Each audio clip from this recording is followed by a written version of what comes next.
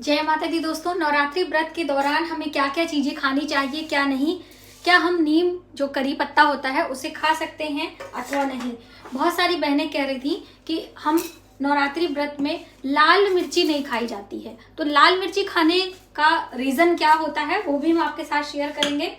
तो देखिए, अपनी अपनी मान्यता होती है। बहुत सारे लोगों के यहाँ ये साबूदाना जो होता है वो खाया जाता है। हम लोगों के यहाँ यूपी में साबूदाना फलाहार की श्रेणी में नहीं आता है। बहुत सारे लोग समा के चावल फलाहार में खाते हैं, तो हम लोगों के यहाँ समा के चावल नहीं खाए जाते हैं। तो इस तरह अपनी अपनी मान्यता के अनुसार बहुत सारी चीजें कहीं खाते हैं, कहीं नहीं खाते हैं। तो हम लोगों के यहाँ परिवार में क्या क्या चीजें हम लोग व्रत उपास में खाते हैं वो हम जानेंगे। और यदि आप ऑफिस जाते हैं तो क्या चीजें ऐसे रेडीमेड बना के रखें जिससे आपको आसानी हो, क्योंकि नवरात्रि व्रत हो या कोई भी व्रत हो उसमें बासी भोजन ग्रहण करने की अनुमति नहीं है, हमारे स्वास्थ्य के लिए अच्छा नहीं होता है। तो सबसे पहले मसालों की हम बात कर लें। मसालों में बहुत सारा कंफ्यूजन है। तो हल्दी नहीं खाई जाती है व्रत में, किसी भी व्रत में हल्दी सेवन करने की अनुमति नहीं है, आप ना करें। उसी तरीके से काला नमक, हम लोग सेंधा नमक खाते हैं लेकिन काला नमक नहीं खाते हैं। तो सेंधा नमक का ये पैकेट है, हमारे घर के पास में चक्की है, तो जो वहां से हम लोग सभी पाउडर में चीजें लेके आते हैं। तो सेंधा नमक आप खा सकते हैं यदि आप 9 दिन का व्रत है। यदि आप त्याग करना चाहते हैं तो सेंधा नमक का भी त्याग कर सकते हैं। तो आपने जाना कि हमें काला नमक भी नहीं खाना होता है, करी पत्ता नहीं खाना होता है, हल्दी नहीं खानी होती है, साबूदाना नहीं खाना होता है। उसी प्रकार से ये बताशे हम भगवान जी को भोग लगाते हैं। देवी माता के पूजा में बिना बतासे की भोग स्वीकार नहीं होता है, लेकिन हम स्वयं प्रसाद के रूप में नहीं खाते हैं। इसी प्रकार से छोटी छोटी जो इलायची दाना होता है, देवी मंदिर में आप जाते होंगे तो पाउच में मिलता है, तो वो भी आपको नहीं खाना होता है।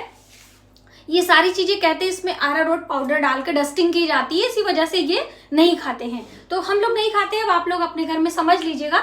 तो बतासे और इलायची दाना ये सारी चीजें हम नहीं खाते हैं। अब आइए जानते हैं कि और कौन कौन से मसाले हैं और कौन सी सब्जियां फल हैं जो कि हम खा सकते हैं। आप में से बहुत सारी बहनों के प्रश्न आते हैं। तो देखिए, मसालों की हम बात कर लें तो यहाँ पे मैंने एक साथ करके रख लिया हुआ है।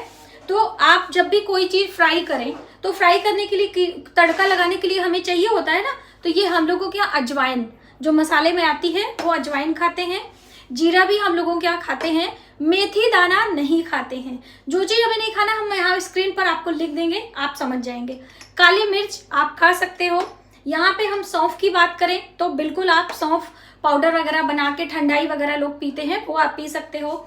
ये है धनिया, जो सीड है यानी धनिया का बीज है, वो भी हम खा सकते हैं। हरी पत्ती धनिया भी खा सकते हैं, और ये धनिया के बीज हैं। लौंग और इलायची ये दोनों तो हम खाते हैं, देवी माँ को भी भोग लगाते हैं। बहुत सारे लोगों के यहाँ, जो हमारी दादी नानी थी वो 9 दिन तक लौंग नहीं खाती थी। तो लौंग कोई अनाज की श्रेणी के अंतर्गत नहीं आता है। उनकी ऐसी मान्यता रहती थी कि हम लौंग देवी माँ को भोग लगाते हैं, उन्हें अग्यारी करते हैं, तो इसलिए हम स्वयं लौंग का सेवन नहीं करेंगे। इस मान्यता के कारण कहीं कहीं लोग लौंग नहीं खाते हैं। तो मैंने आपको रीजन बताया है। और ये है दालचीनी, तो दालचीनी स्टिक है ये, तो आप खा सकते हैं। जैसे कि हमने चाय मसाला पाउडर बनाया था, तो आप में से कई बहनों ने पूछा था दीदी हम उसे व्रत उपास में खा सकते हैं कि नहीं। बिल्कुल, आप वो जो चाय का मसाला मैंने रेसिपी दी है आप उसे बना के रख लें और व्रत उपास में चाय बनाए तो आप उसका इस्तेमाल करें। तो आपने जाना कि मसाले कौन कौन से हम ले सकते हैं। अब देखिए, बहुत सारी बहनों ने पूछा था कि इमली खा सकते हैं कि नहीं। तो बिल्कुल आप इमली, ये अभी होली पर हमने मंगाया था तो इतनी इमली बच गई है, तो आप इसे भिगाकर इसमें धनिया पत्ता पुदीना पत्ता डाल के आप तो कोई भी चटनी वगैरह बना सकते हैं। लेकिन देखिए, व्रत का अर्थ होता है त्याग, यानी जितने अधिक से अधिक चीजों का हम त्याग करेंगे उतने ही हमें मतलब फल की प्राप्ति होती है। तो ये है धनिया, थोड़ी सी पीली हो गई है दोस्तों, हमने इसे केयर नहीं किया है, सॉरी। और ये पुदीना का पत्ता है। तो ये सारी चीजें आप डालकर इसमें हरी मिर्च मिलाकर आप एक अच्छी सी चटनी तैयार कर सकते हैं। तो वो आप ये इमली की चटनी बना के आप रख सकते हैं और खा भी सकते हैं। 1 दिन से अधिक, जैसे कि आपने 1 दिन बनाया और लंबे समय तक आप ऐसी चीजों का सेवन व्रत उपास में ना करें। अब कौन से, जैसे टमाटर वगैरह के बारे में भी पूछा था, तो ये पता है, ये मेरे पेड़ के टमाटर, हमने गमले में पौधे लगाए हैं छोटे छोटे, उसमें ये सारे टमाटर उगे हैं। और अब की बार तो मेरे यहाँ करीब बहुत सारा टमाटर हुआ, मैं कितने दिन से टमाटर खरीद भी नहीं पाई हूँ। और ये है हरी मिर्ची और इधर है अदरक। ये तो देखिए, अदरक को सुखाकर ही सूंठ पाउडर, जिसे आप जिंजर पाउडर कहते हैं, वो भी आप इस्तेमाल कर सकते हैं। और ये है टमाटर। तो हम लोगों के यहाँ ये सारी चीजें खाई जाती हैं, इसलिए मैं शेयर करती हूँ। इसी मिर्ची से संबंधित एक आप सबके कमेंट आए थे कि दीदी आप बोल रही थी कि लाल मिर्ची खाई जाती है और हम लोगों के यहाँ लाल मिर्ची नहीं खाते हैं। तो देखिए, जैसे ये हरी मिर्ची होती है, बस इसे ड्राई करके लाल मिर्ची बनाई जाती है। तो आप सोचिए इसमें कहाँ से ना खाने का सवाल हुआ। बस रीजन क्या है कि जो लाल मिर्ची की तासीर होती है वो काफी हीट होती है, यानी गर्म होती है। और व्रत उपवास के दौरान हम ऐसी चीज खाते हैं जिससे कि हमारी बॉडी डिटॉक्स हो सके और हम सरल तरीके से, यानी कि बहुत ताप ना हो कि हमें उलझन हो, हम पूजा उपास में अपना समय ना दे सके।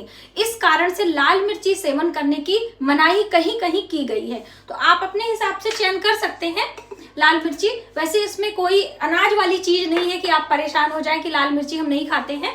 तो ये मैंने आपके साथ शेयर किया है। अब हम बात करते हैं कौन सा फल और कौन सी सब्जियां। तो देखिए, जितने भी रसीले फल हैं वो है, सब आप खा सकते हैं। कुछ चीजें मेरे पास अभी अवेलेबल है तो मैं दिखा दूंगी, जैसे कि खीरा, ककड़ी, वाटरमेलन, मेलन, ये सारी चीजें आप खा सकते हो।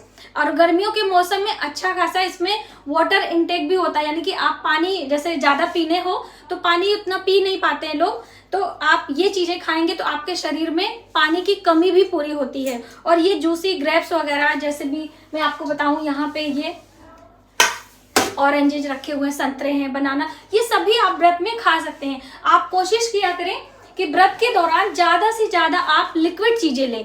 पहले के समय में लोग जल और फल पे रहते। दोस्तों, कई बहनों ने ये पूछा था कि मैम जो रेसिपी आप बनाते हो आप किस ऑयल का इस्तेमाल करते हो। तो देखिए, आप तिल के तेल का इस्तेमाल कर सकते हो सभी चीजों को बनाने के लिए। वैसे तो आप देसी घी का इस्तेमाल करें, बहुत ही अच्छा होता है। देसी घी में हर लोग नहीं बना सकते हैं, तो आप तिल के तेल में भी बना सकते हो। कोकोनट ऑयल भी आता है, जैसे कि साउथ इंडिया में कोकोनट ऑयल ज्यादा मिलता है। मेरा बेटा लेकर आया था, तो लास्ट ईयर तो मैंने कोकोनट ऑयल इस्तेमाल किया था, लेकिन अष्टमी तिथि पर कोकोनट अवॉइड किया करिए, यानी कि नारियल का इस्तेमाल हम लोग अष्टमी तिथि पर नहीं करते हैं। ठीक है, ड्राई फ्रूट्स की बात हम करें तो देखिए, ये बहुत सारे ड्राई फ्रूट्स हैं। आप इन्हें रोस्ट करके, जैसे कि ये मखाने हैं, ये आपका बादाम है। और यहाँ पे हम दिखाना चाहेंगे, जो बहनें ऑफिस जाती हैं उनको बहुत प्रॉब्लम होती है, तो ये सारी चीजें आप देसी घी में रोस्ट करके, काली मिर्च और सेंधा नमक मिलाकर आप स्टोर करके इसे 9 दिन के लिए बना कर रख सकते हैं। ये बासी नहीं माना जाता है, जैसे कि आप समझ सकते हैं। तो ये आप स्टोर करके रखें और आपके लिए बहुत हेल्दी भी होगा, तो आप इसे खा सकते हैं।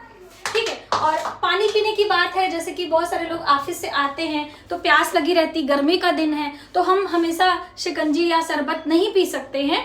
तो ऐसे में आपको ये गुड़ इस्तेमाल करना चाहिए। ये हम लोगों के यहाँ ताड़ का गुड़ बोलते हैं। आप लोगों के यहाँ गन्ने वाला गुड़ हो वो भी आप ले सकते हो, लेकिन आपको ध्यान रखना है, बहुत उसमें सावधानी रखनी चाहिए, क्योंकि बहुत सारे जगहों पे गन्ने वाले गुड़ के अंदर चावल मिलाया जाता है। आप उसे घोलेंगे ना तो चावल का आटा दिखता है, तो ये आप थोड़ा सा समझ लीजिएगा, तभी गुड़ खाइएगा। वरना गुड़ के स्थान पे आप, ये सबसे अच्छा होता है, इसे आप खा सकते हैं। ये क्या है, खजूर खा सकते हैं। ये आपके लिए हेल्दी होगा और आप इसे धोकर खाएं, बहुत ही अच्छा होता है। तो आप इसमें कुछ भी करना जरूरत नहीं है, आप इसे ले आएं और फटाफट से अपने लिए सुबह शाम आप जब भी भगवान को भोग भी लगा सकते हैं, आप स्वयं भी खा सकते हैं। और यहाँ पर ये है किशमिश, आप इसे भी भिगोकर खा सकते हैं। बहुत सारी बहनें पूछती हैं कि हम स्किन की ग्लोइंग के लिए बढ़ती एज में, जैसे कि बहुत सारे काम होते हैं, हम महिलाएं अपना ध्यान नहीं रख पाती हैं, तो हम जब ड्राई फ्रूट्स का इस्तेमाल करते हैं तो सबसे ज्यादा हेल्दी होता है ये किशमिश। आप एक मुट्ठी किशमिश भिगोकर और इसे सुबह सुबह निहार मुंह चबाकर खाते हैं, पानी पीते हैं, दूध पीते हैं, कुछ भी, तो आपके लिए बहुत ही पीने के लिए बहुत अच्छी चीज है। याद आ गई, ये है कद्दू वाला पेठा जिसे कहते हैं। तो आप इसे भी ला के रख सकते हैं और इसे खा सकते हैं। इसमें बहुत ज्यादा ऑयली कुछ भी नहीं होता है, सिर्फ शुगर की मात्रा होती है। तो पेठा कोई भी, जैसे कद्दू कोई भी हो, जैसे कि पीला कद्दू, हरा कद्दू, सफेद कद्दू, तीनों प्रकार के कद्दू खा लीजिए, इस्तेमाल कर लीजिए किसी भी तरह की रेसिपी बनाने के लिए। और घिया, यानी कि लौकी, आप वो भी खा सकते हो। तो लौकी की बहुत सारी रेसिपी बनती है, जैसे कि आप उसकी जो है हलवा बना लीजिए, आप उसे घिस कर थोड़े से उबले आलू मिलाकर, और इसमें हम बताएं आपको सिंघाड़े के आटे के अंदर सभी चीजें मैश करके आप पकौड़ियाँ भी बना सकते हो। पकौड़ी, रायता, हलवा और खीर वो सभी बनाई जाती है, और बहुत सारी रेसिपी मेरे चैनल पर भी है, आप देख भी सकते हो। और अब चलते चलते हम बात करेंगे नींबुओं की। बहुत सारी बहनें कह रही थी कि नवरात्रि के अंदर हम नींबू काट नहीं सकते हैं क्या? तो देखिए, अब आपके यहाँ यदि नींबू की बलि देने की परंपरा है, जैसे कि नींबू है, कद्दू है, नारियल है, इसकी हम बलि देते हैं नवरात्रों के दिनों में, तो आप यदि बलि आपके घर में दिया जा रहा है तब आप नींबू ना काटें। यदि बलि देने की कोई परंपरा ऐसा कुछ नहीं है तब आप नींबू आराम से इस्तेमाल कर सकते हैं, उसमें कोई परेशानी नहीं है। जैसे मैंने आपको पहले ही बताया था, कुल परंपरा के अनुसार कुछ चीजें डिसाइड की जाती हैं, तो वो आप समझ लीजिए। आज की वीडियो में आपने जाना कि फलाहार में हम क्या क्या चीजें ग्रहण करते हैं हमारे परिवार में, और कैसे हम सभी चीजें बनाते हैं और क्या हम स्टोर करके रख सकते हैं। मिलते हैं एक नई जानकारी के साथ नए वीडियो में, तब तक आप अपना ख्याल रखें। जय माता दी।